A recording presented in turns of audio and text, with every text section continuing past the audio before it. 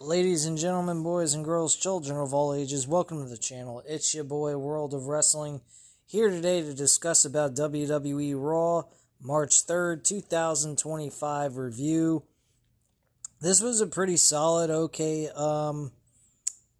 night after the, Elimination Chamber, or 2 days after the Elimination Chamber. I do understand that John Cena was not going to be here for this episode of Monday Night Raw. That's the one bad thing about part-timers, is that they can't be there consistently to enhance storylines and so forth. I was expecting this, but one of the big issues that I brought to everyone's attention is how often are we going to see John Cena help elevate this character that he's just decided to go off the rails as a heel. And that's the one downside about part-time wrestlers. And I hope that once he gets done with this filming, we actually do get some consistent programming from him to elevate his character, elevate the match with Cody Rhodes and so on. But I'm going to give this time before I make any complaints about it, because I do have to understand he's trying to do a dual stuff between being an actor and a wrestler at the same time. So I got to be understanding about that and give it some time to just unfold before I make a major complaint about all this. But CM Punk ain't no part-timer. And he's the one that kick-started the show for us. He beelined for the ring. He didn't really do any of his normal entrance stuff. He slapped some hands going towards the ring to show some respect to the fans. But he grabbed the microphone. He stood on top of the announce table, and he was pissed. This was a promo that I have been looking for in other performers in this promotion. I made it clear when I first started this channel back in the day. 2015 was when I started this channel. And I stated in my videos, where I only have like a few views compared to now where I'm making almost 100 views, which is still nothing compared to other YouTubers, but I don't give a shit about the other YouTubers. But I've been saying from day one when I started this channel, the one thing that WWE misses in their promos and anything else is intensity, realism, connection with the audience. This promo here and the one on the Elimination Chamber with Cody Rhodes, even though he did add in the "fuck you, Rock," which I thought was a nice touch, but you don't normally hear those kinds of things. CM Punk, on the other hand, really delivered on a lot of what I was talking about. He was angry, upset, full of rage and anger. He wants to main event WrestleMania in the desperate ways that you can imagine. He took shots at John Cena. He fucking obliterated John Cena. If this was real life, this is exact commentary he would be saying. I mean, he said, "John Cena, I gave you the benefit of the doubt. You've disappointed the fans. You've disappointed even including the kids that you represented so much. You acted like you cared about children and everything else, and all you did is let them down. And now you're going to answer to them through me." I believe is how he said it. But he said, "But all you did was prove what I've known all these years, even though I gave you the benefit of the doubt, is that you're a bullshit artist. You're full of crap, and you don't give a shit about nobody but yourself." I fucking loved this promo. Let's just go right into it. CM Punk stands on top of the commentary table and he says he wants to start this show off with a bang. This will be fun for him because he will get them canceled from Netflix. He threw the shits in there quite a few times in this promo, which is not common in a WWE promo at all. This is a State of the Union address. They're on the road to WrestleMania, an event some people think he's exhausted all opportunities to main event the show, so he'll address his enemies. Since his name is CM Punk, that means everyone. Who does he start with? Who is the first target? Punk wants a name. The crowd starts shouting. Pat McAfee shouts, "The Rock." Punk has the camera come up close. Punk says, "Listen up, Dwayne, you bald fraud." I fucking love that comment. The Rock thinks that he's immune from criticism because he's on the board of directors. He doesn't know who he's dealing with. He's dealing with the best in the world. Punk is a middle-aged and crazy.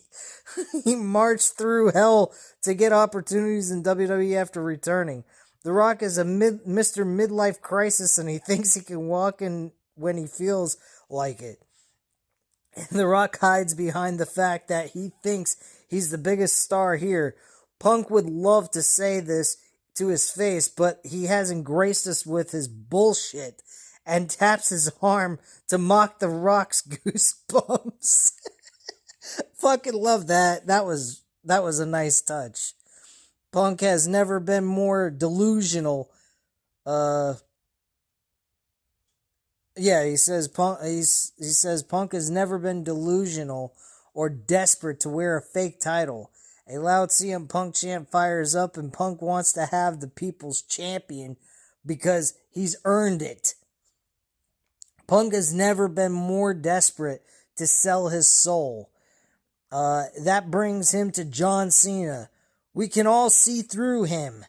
Cena stole something from him in the Elimination Chamber. After 20 years of hustle, loyalty, and respect, Punk gave him the benefit of the doubt for not qualifying. Punk won't make that mistake ever again. The people see that Cena was selling bullshit, something Punk has known for a long time. Punk never gave up in the Elimination Chamber. Cena gave up on himself. The people, and the friends.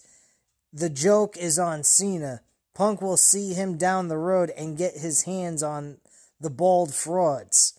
Cena will make a wish that he never crossed him. Now, for the man of the hour, the person who currently has all of his undivided attention, little brother Seth Rollins. Becky Lynch had better come get her man, because if he got to him, he'd put him in a wheelchair. And then Seth Rollins comes out. Punk jumps off the commentary table and charges up the aisleway. And Seth Rollins emerges from the back, and he immediately begins brawling with Punk. WWE officials and referees immediately break them up. They break free and brawl again and again and again.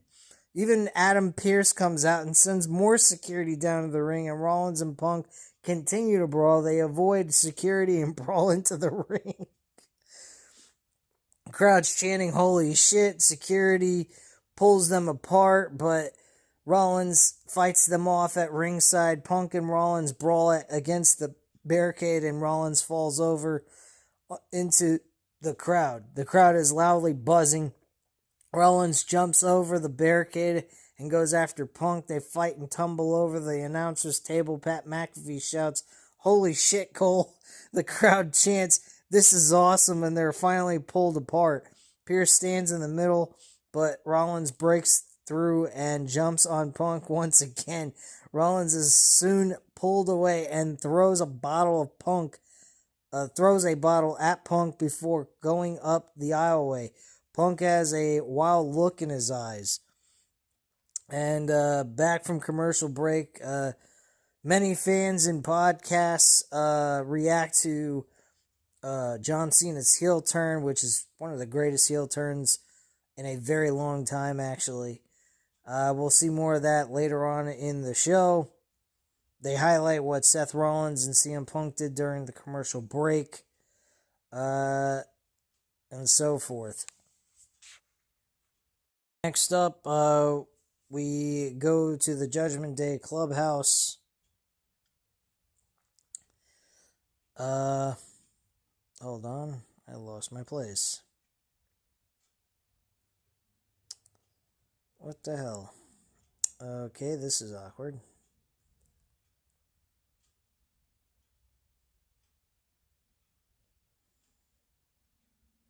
Alright, hold on. I'm getting to where I needed to be here. Lost my place. Alright, so Judgment Day Clubhouse, the WWE Tag Team Champions, Liv Morgan, Raquel Rodriguez, hanging out with the rest of the Judgment Day. Morgan asks Finn Balor if he's okay. Balor says he's happy for the new champs, even though Morgan lost in the Elimination Chamber. What he can't get past is Dominic Mysterio and Carlito getting embarrassed by Braun Breaker. Mysterio points out that Balor had a chair in his hand and nothing happened. If they had a new member, Balor says they don't need one. He'll deal with Breaker tonight. Mysterio asks Morgan about Jade Cargill in the chamber. Morgan says she's staying out of that. In the arena, Otis is in the ring with Alpha Academy. World Heavyweight Champion Gunther makes his entrance. Gunther wants to explain some things to Otis before he embarrasses him. Gunther knows Otis is as strong as an ox. Some may call him a freak of nature, but he's not. He's just a freak to Gunther. Otis, is like Jey Uso, a people pleaser who makes a clown of himself to entertain a degenerate audience. Otis does not belong in his sacred ring. The people don't cheer Otis because they like him, they pity him. Has Otis looked in the mirror? Gunther has. What he saw was him wearing the World Heavyweight Championship as a belt. Otis can't find a belt that fits. And Otis chant picks up, and Gunther says the sad thing is Otis could be great if he had a little bit of self-respect. Gunther will teach him some respect right now, just like Jey Uso at WrestleMania. Gunther blindsides him with a big boot. We get started. Otis is facing Gunther. Gunther, of course, wins this match. I mean, shit. He was to lose to Otis, that would be ridiculous. So after the match is over, Gunther looks down at Otis and applies a sleeper hold. Akira Tozawa gets in the ring and jumps on Gunther's back. Gunther fights him off and gives him a powerbomb onto Otis. Gunther goes to hit Otis with a powerbomb on Tozawa. But then Jey Uso hits the ring to a huge ovation, and Gunther attacks him as he gets in the ring, but Uso gets the better of him and hits a spear. Uso holds up the World Heavyweight Championship. A-Town down under attacks him from behind. They double team Uso before he fights them off with a super kick and a spear. Gunther then comes up from behind and traps Uso in a sleeper hold. Gunther pulls him down to the mat and puts him to sleep. Gunther gets up and puts a foot on Uso as he holds the title. So after that, we get a video package. Women's World Champion Rhea Ripley versus Io Sky. Io Sky says she respects Ripley, but she stood victorious when they fought in NXT. When she faces Ripley again, she'll take her rightful spot at the top of the division and go to WrestleMania. Ripley says she'll continue to dominate because mommy is always on top. Okay.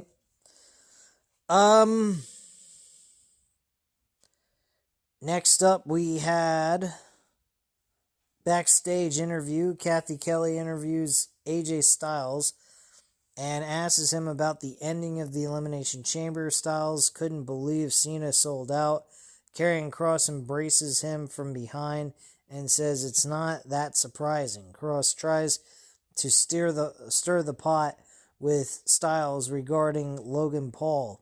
Styles says he's not John Cena. The WWE Universe needs a reminder of who he is. next Monday in New York at Madison Square Garden. He's going to call out Logan Paul and see if he can back up the trash talk. As for Cross, trying to be the devil on his shoulder, God knows he's his evil ways. Styles walks away, and Cross smiles and says, "That was easy." I swear, if I didn't know any better, I'd think that Karrion Kross's role on this show is all he is a backstage fucking troll. That's really what he is. He's a backstage troll. That's what his new name should be. Backstage Troll Cross. Some shit. I don't know, but that's all this fucking guy does. He doesn't wrestle. He doesn't actually have rivalries. He just tries to turn people evil and make them fucking turn to the dark side. That's all he does. He's like R-Truth in a way. Only he's not comedic. He's trying to make people evil and turn them into heels. Next up, we had the Women's Intercontinental Championship. This is Ivy Nile versus Lyra Valkyria. I didn't care for this match. The crowd didn't seem to care. I mean, Valkyria wins the match. She retains the title. I don't understand why Ivy Nile is getting an Intercontinental title match after she lost a number one contenders match against Dakota Kai. And then you're giving her a title match so she can lose again. I don't quite understand it. Chad Gable's off doing his own thing right now, which is talked about later in the show. I'll be talking about later in the show. And the Creed brothers did not win their tag team title match opportunity that they got a second opportunity for. And they lost that tag team match. So both ends of the American Made, between the women, the Ivy Nile, and the Creed brothers, they didn't do nothing. And the American Made can't seem to make a fucking W here. It's absolutely ridiculous, personally. I think it's one of the saddest things on the show. Next we had Jackie Redmond tries to catch up with irate Seth Rollins, but he sees CM Punk and charges him. They begin to brawl again, but they quickly are pulled apart. And then moments ago, Seth Rollins and CM Punk got into another brawl. Adam Pearce is yelling at Seth Rollins, and Rollins says he'll ensure that Punk doesn't make it to Mania, period. This is his hill, and he'll die on it. Rollins wants to finish it, and Pearce says Rollins will battle CM Punk next week at Madison Square Garden inside of a steel cage, and Pearce tells Rollins to finish it. Kaiser addresses Penta. Ludwig Kaiser's in the ring. Last week, he beat Penta and Pete Dunne in a triple threat match. Kaiser demands their gratitude. Kaiser has taken back the attention that Penta has had for the last few weeks. He deserved it for such a long time. Kaiser says they can boo, but he's a future world champion whether they like it or not. Highly doubt it. If Penta really thinks that they still have unfinished business, he might want to reconsider. What John Cena did to Cody Rhodes last Saturday is nothing to what he's prepared to do to him. They say Penta has no fear, but when he's done with him, Penta will know what fear feels like. Penta makes his entrance and charges down to the ring. Penta hits a hurricanrana and a super kick. Penta goes for a slam, but Kaiser escapes the ring, and Kaiser punches him back in and gets in the ring. But Penta drops him with a reverse sling blade. Kaiser sends him over the top rope, but Penta skins the cat and pulls Kaiser out. Kaiser gets on the apron, but Penta hits a springboard clothesline, and Penta then charges and hits a top rope con halo, and Penta stands tall in the ring. Great. Not too much of excitement there for me, anyway. Backstage interview. Oh yeah, and Ray Phoenix, he's going to WWE. When he makes it there, we don't know yet, but we should be seeing him probably very soon. Kathy Kelly's backstage with Bianca Belair. She wants to know if Belair has spoken with Jade Cargill and Naomi. Belair doesn't want to talk about that. She wants to focus on who she's facing at WrestleMania. In tonight's main event, Rhea Ripley will defend the Women's World Championship against Io Sky. Okay. Creed brothers are walking backstage. They'll battle the War Raiders, which obviously I've already stated. They lost. Chad Gable is shown in Mexico. He approaches a woman and asks if she knows this guy, a mysterious man in a picture that we never get to see. He shows her a name on a flashcard. Gable asks a few others, with no luck finding the person. Gable comes across an old man. We don't see his face, and Gable asks if he'll help him fight the luchadors. The man says he can't fight what he doesn't understand. He has to become a lucha. And Gable asks what he has to do. And Gable gives him some money for a box. And he gives him about $500 worth. The man says there is power behind his understanding. Gable opens the box, but we don't see what's in there. There's a cliffhanger. My guess is either it's the Patriot, but I don't know how that would work, because the Patriot wasn't exactly Lucha Libre wrestler. I would have to say probably my best bet would be the Great Muta, maybe? I'm not sure. I mean, that would be pretty cool. I mentioned Eddie Guerrero because he did wear a mask at one point to Matt 87 Eagle, and he told me that that would probably not make a lot of sense since it's not exactly, you're paying homage to something that's a babyface type character, and technically you're supposed to be embracing the dark arts of Lucha Libre.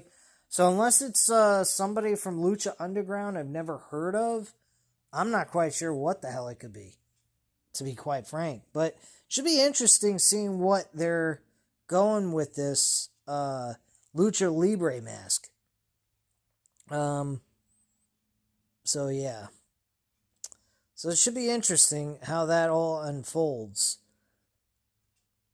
I'm looking forward to seeing what that mask actually is, because I'm a little curious what it could be. Next up, the Creed brothers face the War Raiders for the World Tag Team titles. Why, Michael Cole, did you call them the Viking Raiders? I mean, come on, I understand you've been working for Vince way too long, but shit, that name is gone. There's no more Viking Raiders. They are done. But Viking Raiders end up winning this match clean, walking away still the tag team champions on Raw. So, honestly, nothing to be happy about for American Made. They get highlights of the unsanctioned match with Kevin Owens and Sami Zayn. Randy Orton makes his appearance at the Elimination Chamber and RKO everybody and tries to punt kick Kevin Owens in the process of all this, but none of that was successful. Next, we had a video package. Oh yeah, and Michael Cole says Sami Zayn is out indefinitely from the attack that occurred after the match and everything, so Sami Zayn's out. He might not have a WrestleMania match. I think that was done deliberate. So video package. Joaquin Wilde sarcastically congratulates the New Day on beating them last week. Cruz del Toro says they can't take their hearts. Dragon Lee says they are stronger than ever. The New Day couldn't finish them off. And Rey Mysterio emerges and says they should have finished what they started. The New Day had better savor it. Next week on Raw, they'll give the New Day the worst Monday of their life when they fight in a tornado tag team match. No tags or disqualification. Mysterio is proud of the LWO, and they say New Day sucks. Women's World Champion Rhea Ripley is preparing for the main event. Her opponent, Io Sky, is shown stretching backstage. Finn Balor's in the ring. WWE IC Champion Braun Breaker's in the crowd. And Balor says the only reason Breaker still has the title is because the Judgment Day allows him to have it. Breaker says he has the title because he's a dog. Last week he embarrassed all the Judgment Day, and Balor says he will chew rookies like Breaker up for breakfast. In this ring, he's untouchable. Balor can take the title anytime he likes. Breaker is clearly a little smarter than he looks. Staying up there and hiding behind Jackie Redmond, the dogs won't be barking when they fight. They'll be watching him put Breaker down. Breaker charges down the steps and heads toward the ring. Balor waits for him, and Breaker gets to the ringside and throws a blindsided by Carlito. Dominic Mysterio tries to attack, but Breaker catches him and hits a belly-to-belly suplex on the floor, and Breaker gets in the ring, and Balor hits a sling blade. Breaker fights him off, but Balor takes him down and hits a double stomp. Breaker quickly pops up and hits a military press power slam. Breaker rips his shirt off and hits the ropes, but Mysterio pulls Balor out of the ring, and Balor and Mysterio escape. Breaker goes outside and charges around the ring to hit Carlito with a spear on the floor, and Breaker stands tall in the ring. Get a video package of the Elimination Chamber, everything that occurred, and so on and so forth. So, I'm not going to reiterate all that. They showed the heel turn by John Cena, which was huge. Then we get a backstage segment with Jey Uso is walking backstage with Otis comes up to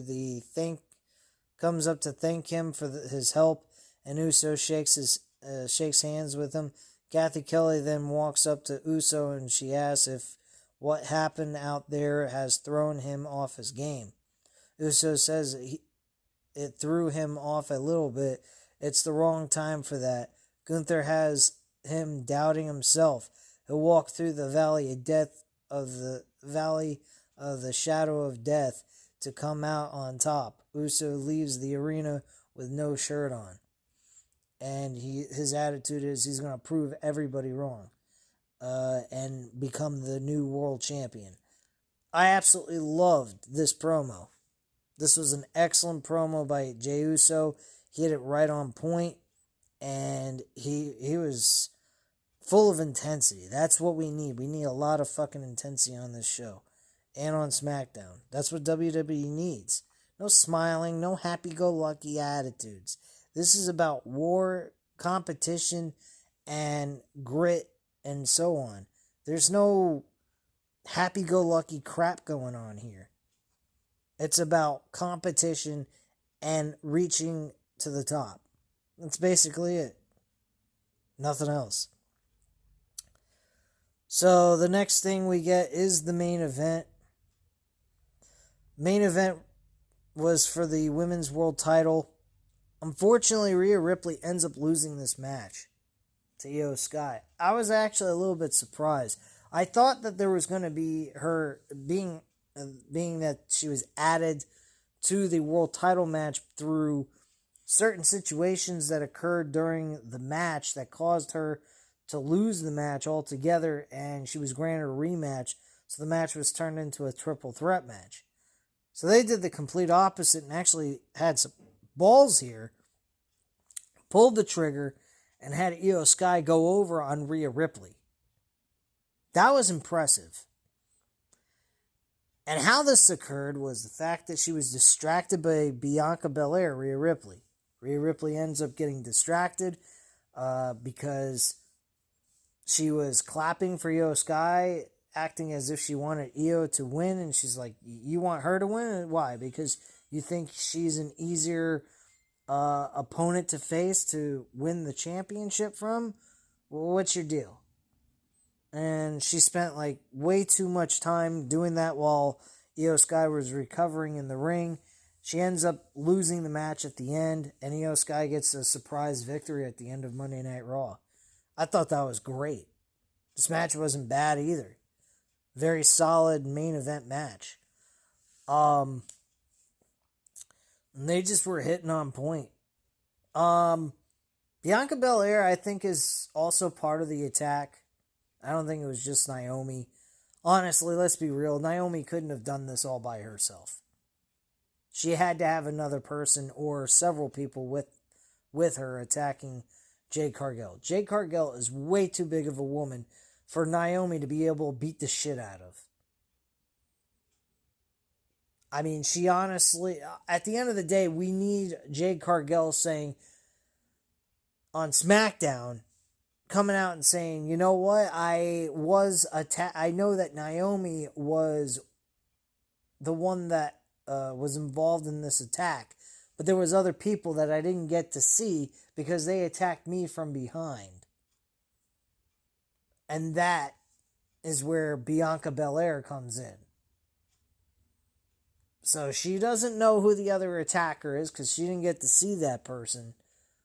But she knows Naomi was part of the attack. And they could show video footage of that occurring. I think that would be fantastic. But they're probably not going to reveal that until after WrestleMania. That's what I would do. Personally, I'd hold off on that. I would announce that Jade Cargill was attacked by not just Naomi, but someone else. And leave it at that until after Mania.